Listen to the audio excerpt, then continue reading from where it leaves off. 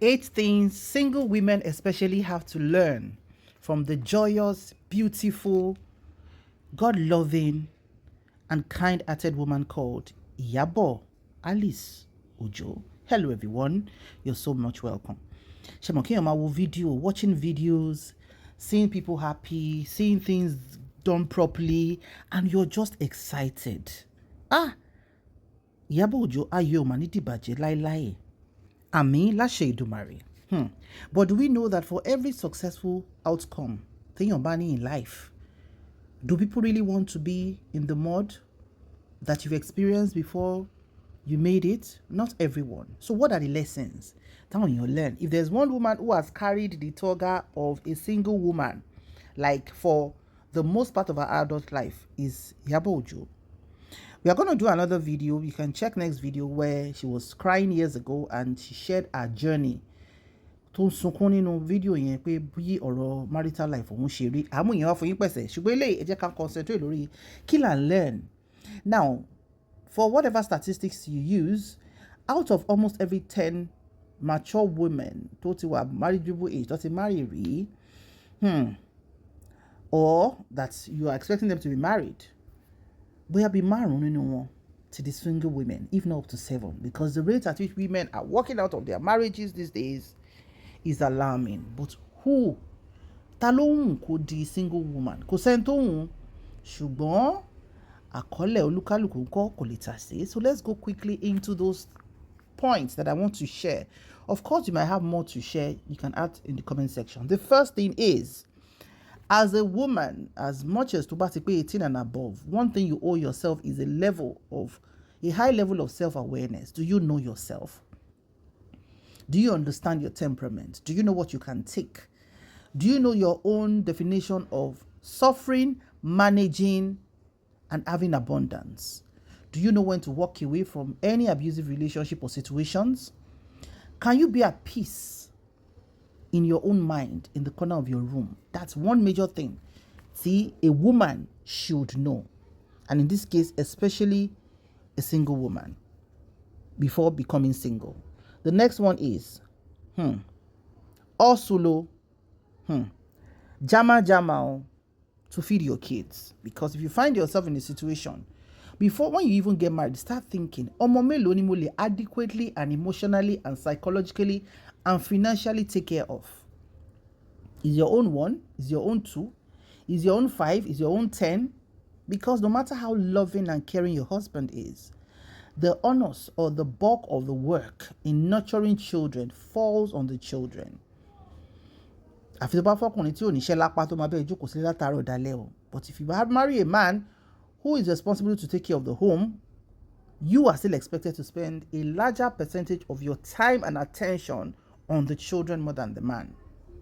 So, tó bá ti marry torí pé kò work fún ẹ mọ́, know when to leave. Jama, if you have to sell bottled water, pure water, if you have to go and learn how to do building blocks, go to areas, you have to also, because you have to put food on the table for yourself and for your children. Number 3, know how to build your career, your brand, or your business. So learn about it also focus. Okay, what is working for me?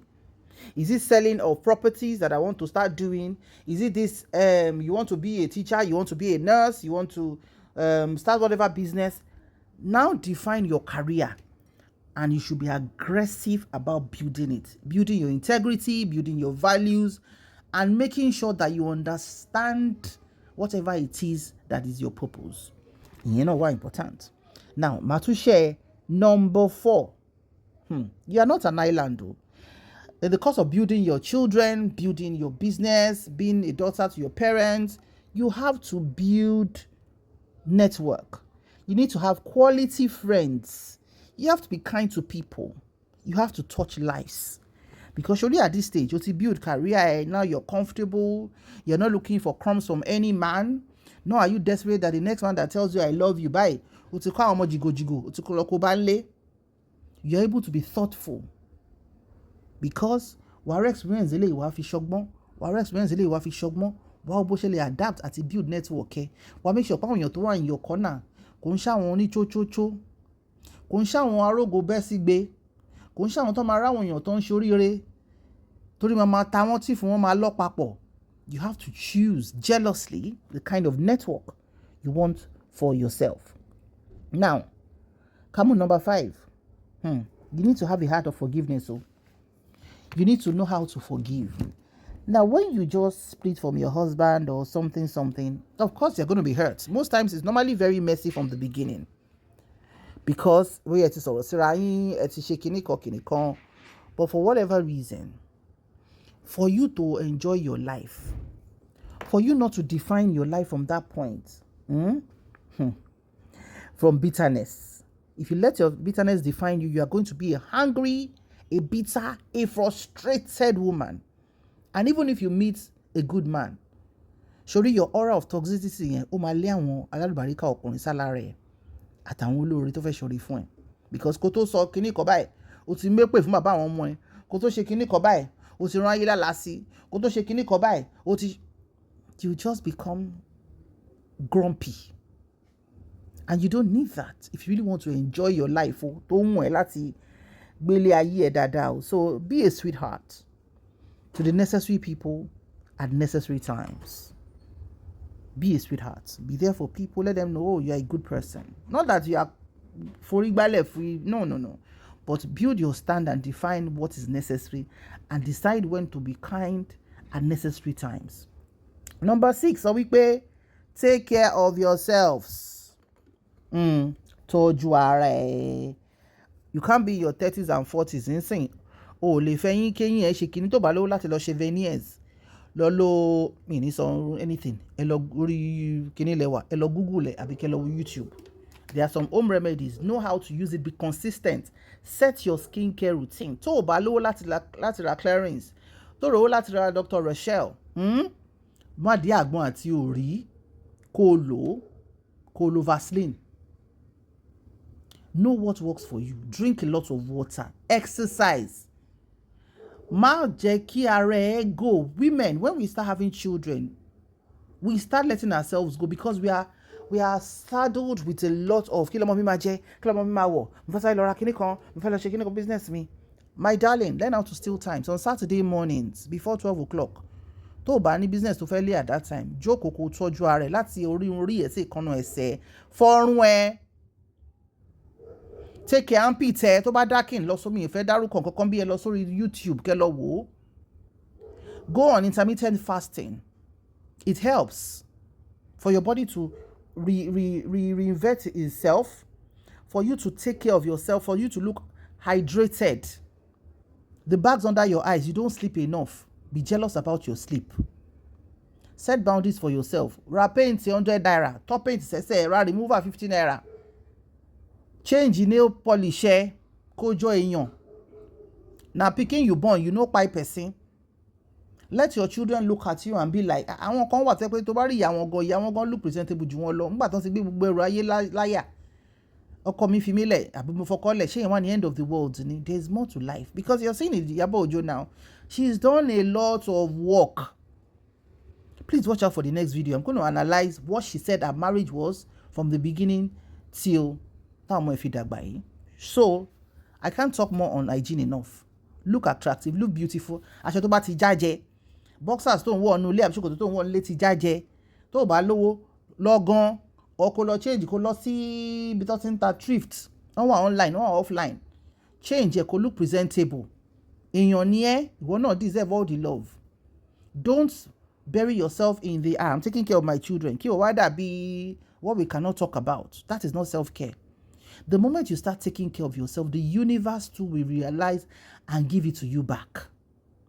Nobody wants to marry a damaged woman. Nobody wants to marry a frustrated and bitter person. Everybody in the level of fluency, consider energy tí o bá ti wà apart, you are too far from each other. So I cannot portray that enough. Take good care of yourself from the crown of your head to the soles of your feet. So bá rówó ra wig 1 million, tó rówó ra 500,000 wig. Àwọn tó ń ra wọn ṣe lọ́hùn. Ṣùgbọ́n tó bá ti débẹ̀ lọ wá wíìgì 20,000 lọ́wọ́ ní 30,000 or kó máa weave irun rẹ̀ sẹ́yìn once a week 10 days máa weave rẹ̀ sẹ́yìn kó máa fòróró pa máa forí pa kó dàbí èèyàn kò ń ṣe tí weaving máa ti pé 1 month lé ẹ lórí. So you can always take care of yourself within your means. Ẹ jẹ́ ká tún súnmọ́ number 7. Never drag your ex online. Never. Ṣé ara àwọn obìnrin míì tí nǹkan bá ti ń ṣe wọ́n tẹ́ bá ti wo WhatsApp status wọn àbí Facebook page wọn àbí Instagram page wọn ẹ ti mọ̀ nǹkan tó ń ṣẹlẹ̀. Men has come. They are be olórí burúkú. They are be ṣe kíní kan. Before kí social media tó wá lọ́kọ àti ìyàwó tí ń bára wọn jà nulẹ̀. Before kí social media ti wá làwọn bàbá deadbeat ti wà làwọn ìyá deadbeat ti wà, right? Now because we are in an age where the internet never forgets, nobody can pull an interview where Iyabo Ojo was dragging Mr. Ademidun, her ex, ìyẹn bàbá Priscilla àti bàbá Festus. Yes, she says her story that she raised her children alone, but she doesn't owe all to tell us gbola bàbá Festus 1.1 inch ni o bẹ́ẹ̀ tẹ́ bá ṣe rí báyìí gbola tẹ́ pé jọ wedding yẹn báyìí àwọn máa wo bí side gbola òun kú pé wọ́n ní 1.1 inch ni. You don't need those information. You enjoyed it at the point, baby girl. Ó dẹ̀ ti sẹ́ purpose ó ti move on yẹn, so you don't need it. Just the way with men as well. Tọ́mọ ní ìyá àwọn ọmọ òun tẹ́lẹ̀ kìíní kan ibẹ̀ fẹ́.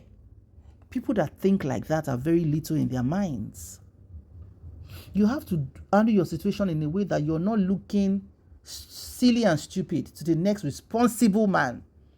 Nígbà wo bá ti drag yẹn tó ti strip her off is all human dignity. You think another responsible man will come to you and eléyìí tó drag ọkọ ẹ pé kíní kan gbogbo ìpè ayé yìí chapter yẹn lẹ́ni chapter 1 to 100 ìpè verse 1 chapter 1. So please don't do that.